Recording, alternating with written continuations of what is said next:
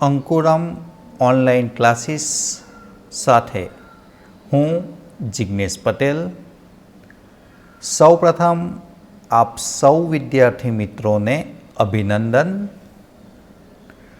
કે આપ શાળાકીય જીવનનો માધ્યમિક વિભાગનો તબક્કો સફળતાપૂર્વક પાર કરી ઉચ્ચતર માધ્યમિક વિભાગમાં પ્રવેશ મેળવ્યો છે. એ બદલ ફરી પાછા એક વખત આપ સૌને અભિનંદન. અંકુરમ ઓનલાઈન ક્લાસીસ આપ સૌ વિદ્યાર્થી મિત્રોનું હાર્દિક સ્વાગત કરે છે. વિદ્યાર્થી મિત્રો, ધોરણ 10 પાસ કર્યા બાદ આપ સમક્ષ અનેક વિકલ્પો હતા, જેમ કે વિજ્ઞાન પ્રવાહ, સામાન્ય પ્રવાહ, વિનયન પ્રવાહ, ડિપ્લોમા અને ITI. આ તમામ પ્રવાહમાંથી આપે સામાન્ય પ્રવાહ ધોરણ 11માં પસંદ કર્યો. તો વિદ્યાર્થી મિત્રો, આ સામાન્ય પ્રવાહમાં તમે ઉચ્ચ કારકિર્દી બનાવી તમારું જીવન સફળ બનાવી શકો છો. કારણ સમગ્ર વિશ્વનો વેપાર આપણી સોસાયટીના નજીક રહેલા એક સ્ટોર્સથી લઈને સમગ્ર વિશ્વના એકબીજા સાથેનો આ વેપારની વ્યવસ્થા સામાન્ય પ્રવાહના નિષ્ણાત વ્યક્તિઓ દ્વારા જ ગોઠવાય છે. સામાન્ય પ્રવાહમાં જે વિષયોના નિયમો છે એ નિયમોને અધીન જ આખી આ વ્યવસ્થા ગોઠવાયેલી છે. એટલે સામાન્ય પ્રવાહમાં પણ તમે ઉચ્ચ અભ્યાસ કરી નિપુણતા કેળવી તમારું જીવન એક સફળ વ્યક્તિ તરીકે જીવી શકો. એ સામાન્ય પ્રવાહમાં આગળ વધતા પહેલાં આપણે આ પ્રવાહમાં કયા વિષયોનો અભ્યાસ કરવાનો છે એ વિષય અંગેનો પરિચય પ્રાપ્ત કરીએ. સામાન્ય પ્રવાહમાં સૌપ્રથમ એક મુખ્ય વિષય રહેશે નામાના મૂળ તત્વો. નામાના મૂળ તત્વ વિષયમાં વિદ્યાર્થી મિત્રો, જે કંઈ પણ તમે શબ્દ સામાન્ય વ્યવહારમાં સાંભળો છે કે હિસાબો નથી મળતા અથવા તો હિસાબો લખીએ છીએ અથવા તો હિસાબો તૈયાર કરીએ છીએ, અને તમારા ઘરમાં જ દરરોજ હિસાબો લખાતા પણ હશે. તમારા ઘરમાં પણ હિસાબો લખાતા હશે, આવક જાવકની નોંધ થતી હશે. તેવી જ રીતે તમારા વડીલો જે વ્યવસાય સાથે સંકળાયેલા હશે ત્યાં પણ હિસાબો લખાતા હશે. તો આ હિસાબો કઈ રીતે લખાય અને એ લખવાના નિયમો કયા, તેની સમજ આપણને નામાના મૂળ તત્વ વિષય આપે છે. એવો જ એક બીજો મુખ્ય વિષય આંકડાશાસ્ત્ર. શબ્દ જ જુઓ, આંકડા શાસ્ત્ર એટલે કે આંકડાઓનું શાસ્ત્ર.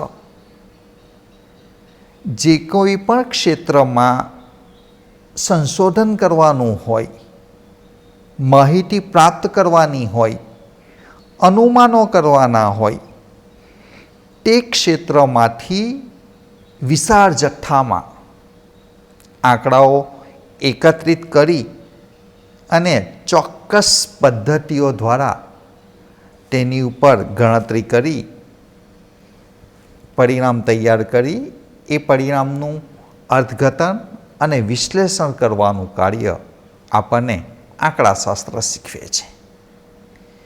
ત્યારબાદ આગળ વધતા એવું જ એક શાસ્ત્ર એટલે અર્થશાસ્ત્ર. અર્થ એટલે શું અને એનું શાસ્ત્ર એટલે શું? ટૂંકમાં કહું તો અર્થ એટલે નાણું, પૈસા. એની વિગતવાર માહિતી આપણને આ વિષય દ્વારા મળશે. સમગ્ર વિશ્વમાં આ નાણાંનું સંચાલન કઈ રીતે થાય છે, આ નાણાંનું કાર્ય શું અને કઈ રીતે એની વ્યવસ્થા ગોઠવાય છે, એ તમામ માહિતી આપણને અર્થશાસ્ત્ર દ્વારા મળશે. અને તમે સાંભળતા જ હશો કે બજારમાં તેજી છે અને બજારમાં મંદી છે. તો આ તેજી અને મંદી કઈ રીતે આવે છે અને એનો શું પ્રવાહ છે? તેજીમાં કેવા નિર્ણયો લેવા જોઈએ અને મંદીના સમયે કયા પ્રકારના નિર્ણય લઈ શકાય, આ તમામ માહિતી આપણને અર્થશાસ્ત્રમાંથી મળી રહેશે. અને ત્યાર પછીનો વિષય આપણા પ્રવાહનું નામ છે વાણિજ્ય પ્રવાહ.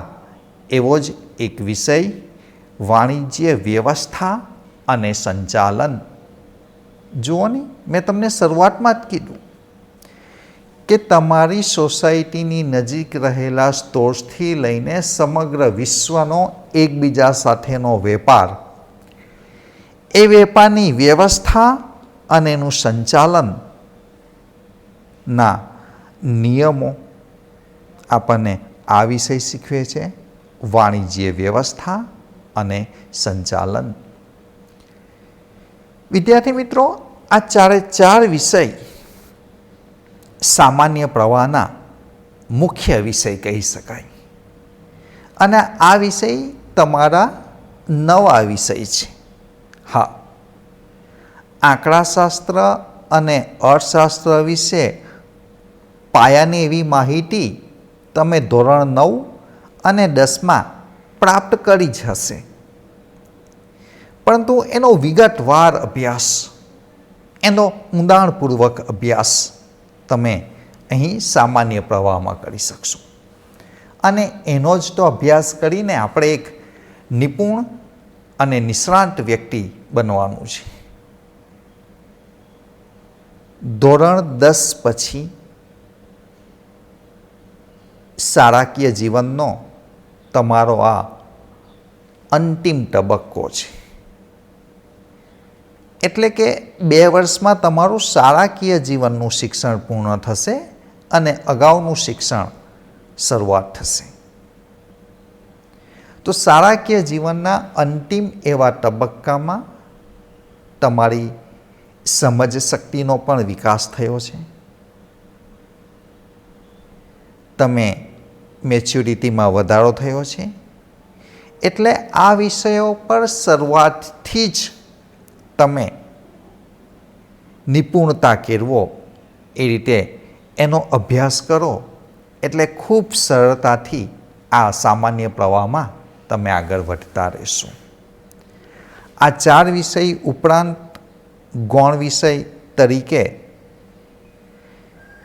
કોમ્પ્યુટર અને વાણિજ્ય પત્ર વ્યવહાર અને સેક્રેટરીયલ પ્રેક્ટિસ. મોટાભાગની શાળાઓમાં આ 2માંથી કોઈ એક વિષયની તમારે પસંદગી કરવાની હોય છે. શાળાઓમાં કોમ્પ્યુટરની વ્યવસ્થા હશે તો તે રીતે, અને ન હશે તો વાણિજ્ય પત્ર વ્યવહાર અને સેક્રેટરીયલ પ્રેક્ટિસ. આમાં કોમ્પ્યુટર વિષય તમારા માટે નવો નથી અને એનાથી તમે અજાણ પણ નથી. જ્યારે તમે આ ઓનલાઈન શિક્ષણની શરૂઆત કરી જ છે ત્યારે, અને હવે તો ખૂબ બાળપણથી તમે કોમ્પ્યુટર વિશે માહિતી પ્રાપ્ત કરતા આવ્યા છો. વાણિજ્ય પત્ર વ્યવહાર અને સેક્રેટરીયલ પ્રેક્ટિસ, આ ધંધા વ્યવસાયમાં પત્ર વ્યવહાર કઈ રીતે કરવો, પત્ર વ્યવહારની ભાષા શું હોય અને ખૂબ ઓછા શબ્દ દ્વારા સમગ્ર માહિતીનો ચિતાર કઈ રીતે આપી શકાય એ મુજબની માહિતી તમને વાણિજ્ય પત્રવ્યવહાર અને સેક્રેટરિયલ પ્રેક્ટિસમાં મળી રહેશે. ત્યાર પછી આપણી માતૃભાષા એવી ગુજરાતી શબ્દ રહેશે અને આંતરરાષ્ટ્રીય ભાષા એવો અંગ્રેજી આપણો વિષય રહેશે. આમ આ વિષયોનો આપણે સામાન્ય પ્રવાહમાં અભ્યાસ કરવાનો છે. અને વિદ્યાર્થી મિત્રો, તમે જાણો છો આજના આ આધુનિક સમયમાં અંગ્રેજી ભાષાનો ઉપયોગ દિન પ્રતિદિન સામાન્ય વ્યવહારમાં પણ વધતો જ જાય છે. આથી આપણે આ તમામ વિષયોના અંગ્રેજી નામથી પણ પરિચય મેળવી લઈએ. તો સૌથી પહેલો જે વિષય છે નામાના મૂળ તત્વો, એના માટેનો અંગ્રેજી શબ્દ છે elements of bookkeeping and accountancy. આંકડાશાસ્ત્ર, એને ઓળખવામાં આવે છે સ્ટેટિસ્ટિક્સ. અર્થશાસ્ત્ર, એને ઓળખવામાં આવે છે ઇકોનોમિક્સ. વાણિજ્ય વ્યવસ્થા અને સંચાલન, એનું અંગ્રેજી નામ છે organisation of commerce and management. કોમ્પ્યુટરને તો મિત્રો આપણે કોમ્પ્યુટર તરીકે જ ઓળખીએ છીએ, એનો અંગ્રેજી જ શબ્દ છે. અને હા, વાણિજ્ય પત્ર વ્યવહાર અને સેક્રેટરિયલ પ્રેક્ટિસ, એના માટે commercial correspondence and secretarial practice શબ્દનો ઉપયોગ થાય છે. માતૃભાષા ગુજરાતી વિષયને ભાષા છે એટલે અંગ્રેજી શબ્દ પણ એનો ગુજરાતી જ રહેશે. અને અંગ્રેજી, એને આપણે ઇંગ્લિશ તરીકે ઓળખીએ છીએ. તો વિદ્યાર્થી મિત્રો, આ આપણા સામાન્ય પ્રવાહના ગુજરાતી નામ અને એની સાથે જ અંગ્રેજી નામો છે. પરંતુ આપણને એવી કંઈક ખાસિયત છે કે શક્ય તેટલા ટૂંકા શબ્દનો પ્રયોગ કરવો. એટલે આ વિષયોને આપણે સામાન્ય વ્યવહારમાં, રોજબરોજના જીવનમાં ટૂંકમાં કયા નામથી ઓળખીશું તેનો પણ એક પરિચય મેળવી લઈએ. તો કે element of bookkeeping and accountancy, એને ટૂંકમાં ફક્ત આપણે એકાઉન્ટ તરીકે ઓળખીશું. સ્ટેટિસ્ટિક્સ, એના માટેનો ટૂંકો શબ્દ છે સ્ટેટ. ઇકોનોમિક્સ, રોજબરોજના આપણા શાળાકીય જીવનમાં એને ઇકો તરીકે ઓળખીએ છીએ. Organization of commerce and management, એને કોઈક ઓસી કહે છે અથવા તો એને BA, બિઝનેસ એડમિનિસ્ટ્રેશન તરીકે પણ ઓળખવામાં આવે છે. કોમ્પ્યુટરને તો આપણે કોમ્પ્યુટર જ કહીશું. કોમર્શિયલ કોરસ્પોન્ડન્સ એન્ડ સેક્રેટરિયલ પ્રેક્ટિસને SPCC અથવા એનાથી પણ ટૂંકો શબ્દ ફક્ત SP તરીકે ઓળખવામાં આવે છે. અને હા, તમે જાણો જ છો, ગુજરાતીને તો આપણે ગુજરાતી જ કહીશું અને ઇંગ્લિશને પણ ઇંગ્લિશ જ કહીશું. તો વિદ્યાર્થી મિત્રો, આ વિષયોનો આપણે સમગ્ર વર્ષ દરમિયાન અભ્યાસ કરવાનો છે. અને જ્યારે સમગ્ર વર્ષ દરમિયાન આ વિષયોનો અભ્યાસ કરવાનો છે ત્યારે અગાઉ મેં જણાવ્યું તેમ 4 વિષય તમારા માટે નવા છે. નામાના મૂળ તત્વો, આંકડાશાસ્ત્ર, અર્થશાસ્ત્ર, વાણિજ્ય વ્યવસ્થા અને સંચાલન. એનું શરૂઆતથી જ તમે ધ્યાનપૂર્વક અભ્યાસ કરી નિપુણતા પ્રાપ્ત કરી લેશો.